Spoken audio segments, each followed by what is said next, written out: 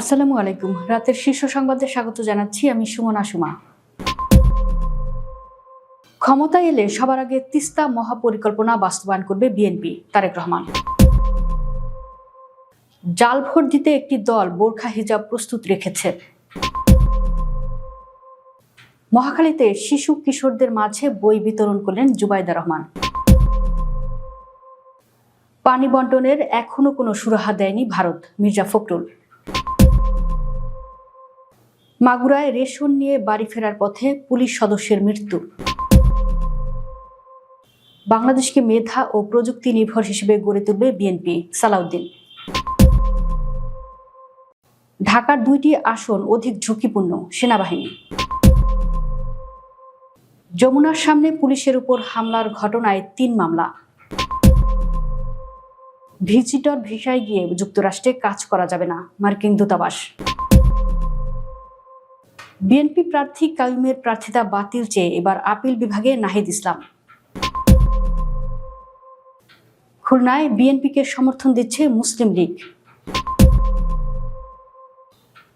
মার্কিন প্রশাসনের মানচিত্রে ভারতের মধ্যে পুরো কাশ্মীর। ওয়াশিংটন হামলা চালালে মধ্যপ্রাচ্য মার্কিন ঘাঁটিতে হামলার হুমকি ইরানের। শুনছিলেন শিরোনাম, এবার বিস্তারিত। ক্ষমতায় আসলে সবার আগে তিস্তা মহাপরিকল্পনা বাস্তবায়নে গুরুত্ব দেওয়া হবে বলে জানিয়েছেন বিএনপি চেয়ারম্যান তারেক রহমান।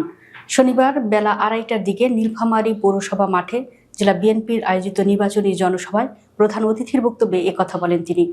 তারেক রহমান বলেন, নীলফামারীকে শিল্পাঞ্চল হিসেবে গড়ে তোলার উদ্যোগ নেওয়া হবে, স্থাপন করা হবে কলকারখানা, তরুণদের চাকরির ব্যবস্থা, বেকার যুবকদের প্রশিক্ষণের জন্য ট্রেনিং সেন্টার স্থাপন করে প্রশিক্ষিত হিসেবে গড়ে তোলা, কৃষকদের জন্য কৃষি কার্ড সহ বিভিন্ন সুবিধার কথা মাথায় রেখে নানা উদ্যোগ নেওয়া হবে।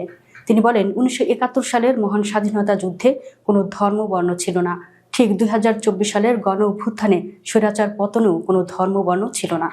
আমরা ক্ষমতায় আসলে কোনো ধর্ম বর্ণ দেখা হবে না। আমি পরিষ্কারভাবে বলতে চাই, আগামী দিনে রাজনীতি হবে দেশ গঠনের। এক্ষেত্রে দলমত নির্বিশেষে একসাথে কাজ করতে চাই, সামনে এগিয়ে যেতে চাই। বিএনপি চেয়ারম্যানের উপদেষ্টা ও দলটির নির্বাচন পরিচালনা কমিটির মুখপাত্র ডক্টর মাহাদি আমিন বলেছেন, নির্বাচনে জাল ভোট দেওয়ার জন্য একটি দল অধিক পরিমাণে বোরখা ও হিজাব প্রস্তুত রেখেছে। তারা বাড়ি বাড়ি গিয়ে ভোটারদের জাতীয় পরিচয়পত্র সংগ্রহ করছে। এ বিষয়ে নির্বাচন কমিশনকে পদক্ষেপ নিতে হবে। শনিবার গুলশানে বিএনপি নির্বাচন পরিচালনা কার্যালয়ে সাংবাদিকদের ব্রিফিংয়ে তিনি এসব কথা বলেন। ডক্টর মাহাদি আমিন অভিযোগ করেন, লক্ষ্মীপুরে অবৈধ নির্বাচনী সিল তৈরির অভিযোগে আটক ব্যক্তি জামাতের নেতার নির্দেশে ওই কাজ করেছেন বলে জবানবন্দি দেন। এতে আসন্ন নির্বাচন প্রভাবিত হওয়ার আশঙ্কা করছে বিএনপি। তিনি বলেন, রয়টার্স সহ বিদেশি বিভিন্ন গণমাধ্যমের বিশেষ প্রতিবেদনে আগামীর প্রধানমন্ত্রী হিসেবে তারেক রহমানকে উল্লেখ করা হয়েছে।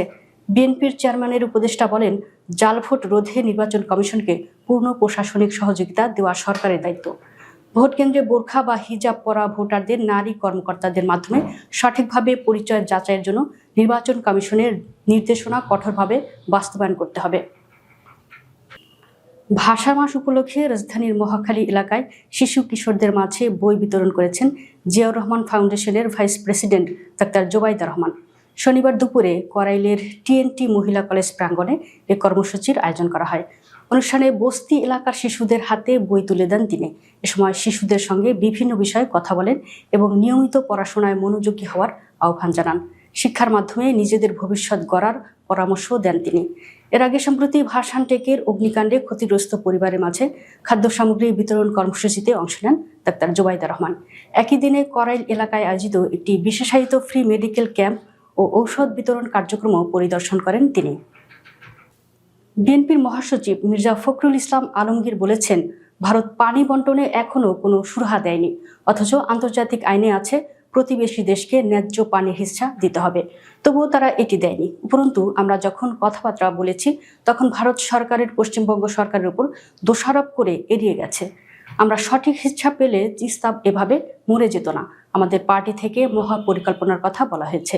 এটি মহাপরিকল্পনার মধ্যে নিয়ে শুধু ওয়াটার ফ্লো নয়, তিস্তাপাড়ের মানুষের জীবনমান কিভাবে উন্নয়ন করা যায় সে চেষ্টাটা আমাদের করতে হবে।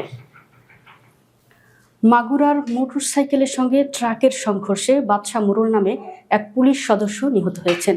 শনিবার দুপুরে 12:30টার দিকে মাগুরা ঢাকা মহানগরের পার নান্দুয়ালি নবগঙ্গা ব্রিজের দক্ষিণ পাশে এ দুর্ঘটনা ঘটে। বাদশাহ মোড়ল মাগুরা জেলার মোহাম্মদপুর উপজেলার বাবুখালী পুলিশ ক্যাম্পে কনস্টেবল হিসেবে কর্মরত ছিলেন। তিনি সাতক্ষীরা জেলার তালা উপজেলার আইলিয়া গ্রামের বাসিন্দা ও ওমর আলীর ছেলে। পুলিশ ও স্থানীয় সূত্রে জানা যায়, শনিবার দুপুরে তিনি মোটরসাইকেলে করে কর্মস্থলে যাচ্ছিলেন। এ সময় মাগুরা ঢাকা মহাসড়কের শহরের পার নান্দুয়ালি ব্রিজ এলাকায় একটি ট্রাকের সঙ্গে তার মোটরসাইকেলটি সরাসরি সংঘর্ষ ঘটে। দুর্ঘটনায় তিনি গুরুতর আহত হন। স্থানীয়রা তাকে দ্রুত উদ্ধার করে মাগুরা 250 শয্যা বিশিষ্ট হাসপাতালে নিয়ে গেলে জরুরি বিভাগের চিকিৎসক তাকে মৃত ঘোষণা করেন। বিএনপির স্থায়ী কমিটির সদস্য ও কক্সবাজার 1 আসনের বিএনপি মনোনীত প্রার্থী সালাউদ্দিন আহমেদ বলেছেন, আগামী 12 তারিখ সারা দেশে ধানের শীষের প্রার্থীকে জয়যুক্ত করে মানুষ একটি শক্তিশালী গণতান্ত্রিক রাষ্ট্র গড়ে তুলতে সহায়তা করবে। শনিবার দুপুরে কক্সবাজারের চকরিয়ার সুরাজপুরে নির্বাচনী পথসভায় বক্তব্যকালে তিনি একথা বলেন। সালাউদ্দিন আহমেদ বলেন, তারুণের ভাবনাকে আমরা ধারণ করি।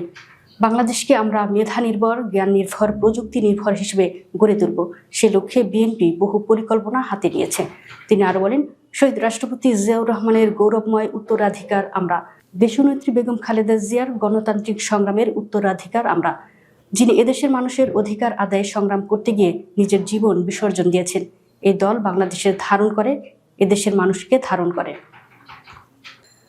আসন্ন ত্রয়োদশ জাতীয় সংসদ নির্বাচনে ঢাকায় 14, 16 ও 18 আসনের 18% ভোট কেন্দ্র ঝুঁকিপূর্ণ হিসেবে চিহ্নিত করা হয়েছে বলে জানিয়েছেন বাংলাদেশ সেনাবাহিনীর Mirpur camp commander lieutenant colonel SM Fuad Masrur. এর মধ্যে ঢাকা 14 ও 16 আসনকে অধিক ঝুঁকিপূর্ণ বলে জানিয়েছেন তিনি। শনিবার দুপুরে মিরপুর শহীদ সোহরাওয়ার্দী ইনডোর স্টেডিয়ামে আয়োজিত এক সংবাদ সম্মেলনে তিনি এ তথ্য জানান। নির্বাচনী এলাকার তথ্য জানিয়ে মিরপুর ক্যাম্প কমান্ডার বলেন, 3টি ক্যাটাগরিতে ভোট কেন্দ্রের তালিকা তৈরি করা হয়েছে। এর মধ্যে রয়েছে সাধারণ, মধ্যম ও অধিক ঝুঁকিপূর্ণ ভোট কেন্দ্র। ভোটারদের নির্বিঘ্নে ভোট কেন্দ্রে আসা যাওয়া নিশ্চিত করতে সেনাবাহিনী সর্বোচ্চ সতর্ক রয়েছে। ঝুঁকির মাত্রা অনুযায়ী ভোট কেন্দ্রগুলোকে অধিক ঝুঁকিপূর্ণ, মধ্যম ও সাধারণ শ্রেণীতে ভাগ করে প্রয়োজনীয় নিরাপত্তা ব্যবস্থা নেওয়া হচ্ছে। প্রধান উপদেষ্টার বাসভবনের সামনে অবৈধ জনসমাবেশ থেকে পুলিশের উপর হামলা ও ভাঙচুরের ঘটনায় 3টি মামলা করেছে পুলিশ। এসব মামলায় সব আসামি অজ্ঞাত। শনিবার বিকেলে মামলার তথ্য নিশ্চিত করেছেন ঢাকা মহানগর পুলিশের রমনা বিভাগের উপ পুলিশ কমিশনার মাসুদ আলম। তিনি বলেন, সরকারি কর্মচারীদের হামলার ঘটনায় রমনা থানায় অজ্ঞাতনামা আসামিদের বিরুদ্ধে একটি মামলা। এছাড়া অন্য আরেকটি গ্রুপ পুলিশের উপর হামলা ও ভাঙচুর করার ঘটনায় তাদের বিরুদ্ধে শাহবাগে ও রমনা থানায় 2টি মামলা প্রক্রিয়াধীন। সব মামলায় আসামি অজ্ঞাত। ডিসি মাসুদ বলেন, শুক্রবার 2 গ্রুপের হামলায় পুলিশের 22 জন সদস্য আহত হন। এর মধ্যে 8 জনের অবস্থা গুরুতর। মার্কিন যুক্তরাষ্ট্রে B1 ও B2 তথা ভিজিটর ও চিকিৎসা ভিসায় গিয়ে কাজ করা যাবে না। শনিবার নিজেদের অফিসিয়াল ফেসবুক পেজে দেওয়া পোস্টে এ তথ্য জানায় ঢাকাস্থ মার্কিন দূতাবাস। পোস্টে বলা হয়, ভিজিটর ভিসায় যুক্তরাষ্ট্রে অবস্থানকালে কিছু ব্যবসায়িক কার্যক্রম করা, যেমন চুক্তি নিয়ে আলোচনা, দর কষাকষি করা এবং সম্মেলনে অংশগ্রহণ করা, কিন্তু যুক্তরাষ্ট্র থেকে পারিশ্রমিক গ্রহণ করা বা যুক্তরাষ্ট্রের কোনো নিয়োগকর্তার জন্য কাজ করা অনুমোদিত নয়। এতে বলা হয়, আপনার ভিসা সঠিকভাবে ব্যবহার করা আপনার দায়িত্ব। ঢাকা 11 আসনে বিএনপি মনোনীত প্রার্থী ডক্টর MA কাইয়ুমের প্রার্থিতা বাতিল চেয়ে হাইকোর্টে করা রিট খারিজের আদেশের বিরুদ্ধে আপিল বিভাগে আবেদন করেছেন জাতীয় নাগরিক পার্টির আহ্বায়ক ও 11 দলীয় জোটের প্রার্থী নাহিদ ইসলাম। শনিবার নাহিদ ইসলামের আইনজীবী অ্যাডভোকেট জহিরুল ইসলাম মুসা বিষয়টি নিশ্চিত করেন। তিনি জানান, আপিল বিভাগের চেম্বার বিচারপতির আদালতে রবিবার এ আবেদনের শুনানি হতে পারে। এর আগে গত 3 ফেব্রুয়ারি দ্বৈত নাগরিকত্ব ও তথ্য গোপনের অভিযোগে ডক্টর MA কাইয়ুমের প্রার্থিতার বৈধতা চ্যালেঞ্জ করে নাহিদ ইসলামের করা রিট সরাসরি খারিজ করে দেন হাইকোর্ট। বিচারপতি ফাহমিদা কাদের ও বিচারপতি মোহাম্মদ আসিফ হাসানের বেঞ্চ এ আদেশ দেন। ত্রয়োদশ জাতীয় সংসদ নির্বাচনকে কেন্দ্র করে হঠাৎ করেই খুলনায় বাংলাদেশ মুসলিম লীগ সরব হয়ে উঠেছে। প্রবীণ এই সংগঠনটির খুলনার 3টি আসনে প্রার্থী দেওয়ার উদ্যোগ নিলেও শেষ পর্যন্ত তারা নির্বাচনে যায়নি। সংগঠনের অস্তিত্ব টিকিয়ে রাখতে খুলনা 2, সোনারাঙ্গা ও খুলনা সদর আসনে বিএনপির প্রার্থী ও সাবেক MP নজরুল ইসলাম মঞ্জুকে সমর্থন দিচ্ছে মুসলিম লীগ। যুক্তরাষ্ট্র সরকারের এক কার্যালয়ের সামাজিক যোগাযোগ মাধ্যম এক্সে সাবেক টুইটার শেয়ার করা মানচিত্র নতুন বিতর্ক জন্ম দিয়েছে।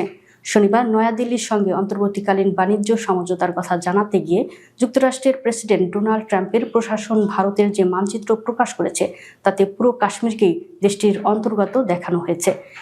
এক্সে মার্কিন বাণিজ্য দূতের কার্যালয়ের পোস্টে ভারতের যে মানচিত্র প্রকাশ করা হয়েছে তাতে দেশটির নিয়ন্ত্রণে থাকা কাশ্মীরের সঙ্গে পাকিস্তান নিয়ন্ত্রিত কাশ্মীরকেও অন্তর্ভুক্ত করা হয়েছে। এমনকি একই মানচিত্রে চীনের দখলে থাকা কাশ্মীরের অংশ আকসাই চীনও আছে। তবে বিষয়টি নিয়ে পাকিস্তান ও চীনের পক্ষ থেকে তাৎক্ষণিক কোনো প্রতিক্রিয়া প্রকাশ হয়নি। নতুন মানচিত্রের মাধ্যমে ট্রাম্প প্রশাসন কাশ্মীর ইস্যুতে কার্যত ভারতের দাবি মেনে নিল বলে দাবি করছে ভারতীয় গণমাধ্যমগুলো। ওয়াশিংটন যদি ইরানের ভূখণ্ডে হামলা চালায় তাহলে ওই অঞ্চলে থাকা যুক্তরাষ্ট্রের ঘাঁটিগুলোতে পাল্টা হামলা চালাবে ইরান। শনিবার কাতার ভিত্তিক সংবাদ মাধ্যম আল জাজিরা নেটওয়ার্ককে দেওয়া এক সাক্ষাৎকারে এই হুমকি দিয়েছেন ইরানের পররাষ্ট্রমন্ত্রী আব্বাস আরাঘচি। তিনি বলেছেন, ওয়াশিংটন আমাদের উপর হামলা চালালে আমেরিকার মূল ভূখণ্ডে পাল্টা হামলা চালানোর কোনো সম্ভাবনা নেই, তবে আমরা এই অঞ্চলে তাদের ঘাঁটিগুলোতে হামলা চালাবো। আল জাজিরাকে দেওয়া সাক্ষাৎকারের কিছু অংশ তার সরকারি টেলিগ্রাম চ্যানেলে প্রকাশ করা হয়েছে। দর্শক, ভিডিওটি শেষ পর্যন্ত দেখার জন্য আপনাকে অসংখ্য ধন্যবাদ। নিত্য নতুন ভিডিও পেতে আমাদের ইউটিউব চ্যানেলটি সাবস্ক্রাইব করুন এবং নিয়মিত নোটিফিকেশন পেতে বেল বাটনটি ক্লিক করুন। আমাদের ফেসবুক পেজটি ফলো করুন। এছাড়াও আমাদের ভিডিও লাইক, কমেন্ট ও শেয়ার করুন। আল্লাহ হাফেজ।